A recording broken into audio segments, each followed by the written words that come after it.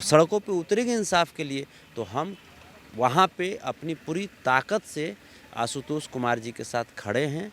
इन्हें इस तकलीफ़ की घड़ी में अकेले नहीं छोड़ सकते। देवघर भी कूच किया जाएगा अगर गिरफ्तारी बिल्कुल, नहीं होगा। देवघर क्या, दिल्ली तक ज़रूरत पड़ेगा कुछ किया जाएगा। ये आज उनकी सत्ता है और वो अगर गुंडागर्दी करवावेंगे, कल होकर के इधर की सत्ता आएगी, इधर के लोग गुंडागर्दी करवावेंगे। आखिर राहुल चंद्रवंशी के ऊपर जब इतनी बातें आ रही है, तो प्रशासन को राहुल चंद्रवंशी को उठा करके पूछताछ करने में क्या जाता है। उस सरकार से राहुल चंद्रवंशी जी की काफ़ी करीबियाँ हैं, उनके जो मंत्री हैं उनसे काफ़ी करीबियाँ हैं।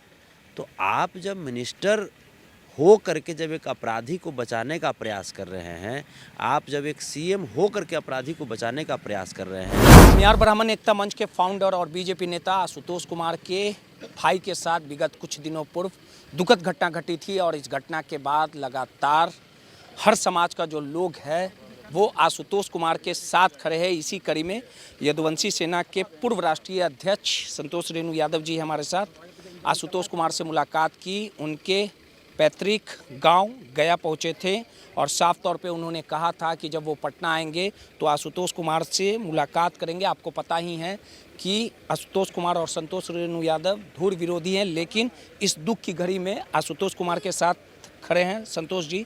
आशुतोष जी से आपने मुलाकात किया, दोनों धुर विरोधी के रूप में जाने जाते हैं, लेकिन इस दुख की घड़ी में आप आशुतोष कुमार के साथ आएँ, आपकी वार्तालाप हुई।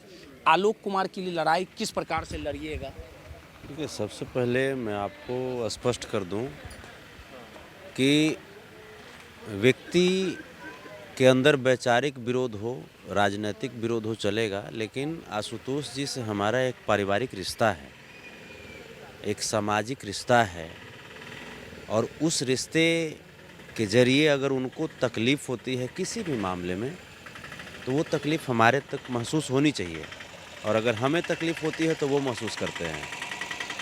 आलोक जी का जिस प्रकार से वार्तालाप हुई, जो जानकारी मिली कि 1.5 घंटे तक किसी व्यक्ति के द्वारा एक्सीडेंट के बाद वहीं पे बैठा करके रखना और मौत के करीब पहुंचाना, ये कहीं न कहीं जघन अपराध की श्रेणी में आता है। कहीं न कहीं हत्या करने के इरादे से ही ऐसा किया गया होगा और चाहे वो व्यक्ति किसी भी पार्टी के हों, किसी भी जाति के हों, ऐसे व्यक्ति को बिल्कुल सज़ा मिलना चाहिए। और हम लोग इस संकट के घड़ी में हम लोग अपने भाई आलोक जी की आत्मा को इंसाफ दिलाने के लिए हाथ से हाथ जोड़ करके, हाथ से हाथ मिला करके आशुतोष जी को मजबूत करेंगे, टूटने नहीं देंगे और भाई की आत्मा को इंसाफ दिलाएंगे। राहुल चंद्रवंशी की अभी तक गिरफ्तारी नहीं हो रही है, लगातार आशुतोष कुमार मांग उठा रहे हैं और साफ तौर पे बड़ा आरोप लगा रहे हैं। ये सिर्फ आशुतोष कुमार जी की मांग नहीं है, ये हम लोगों की भी मांग है कि आखिर राहुल चंद्रवंशी के ऊपर जब इतनी बातें आ रही है, तो प्रशासन को राहुल चंद्रवंशी को उठा करके पूछताछ करने में क्या जाता है। सुनने में तो यहाँ तक आया है कि जो वहाँ के जो स्थानीय जो सरकार हैं, उस सरकार से राहुल चंद्रवंशी जी की काफ़ी करीबियाँ हैं, उनके जो मंत्री हैं उनसे काफ़ी करीबियाँ हैं। तो आप जब मिनिस्टर हो करके जब एक अपराधी को बचाने का प्रयास कर रहे हैं, आप जब एक सीएम हो करके अपराधी को बचाने का प्रयास कर रहे हैं, तब तो फिर ये आम पब्लिक फिर तो अपनी अधिकार के लिए फिर तो सड़कों पे उतरेगी और सड़कों पे उतरेगी इंसाफ के लिए। तो हम वहाँ पे अपनी पूरी ताकत से आशुतोष कुमार जी के साथ खड़े हैं।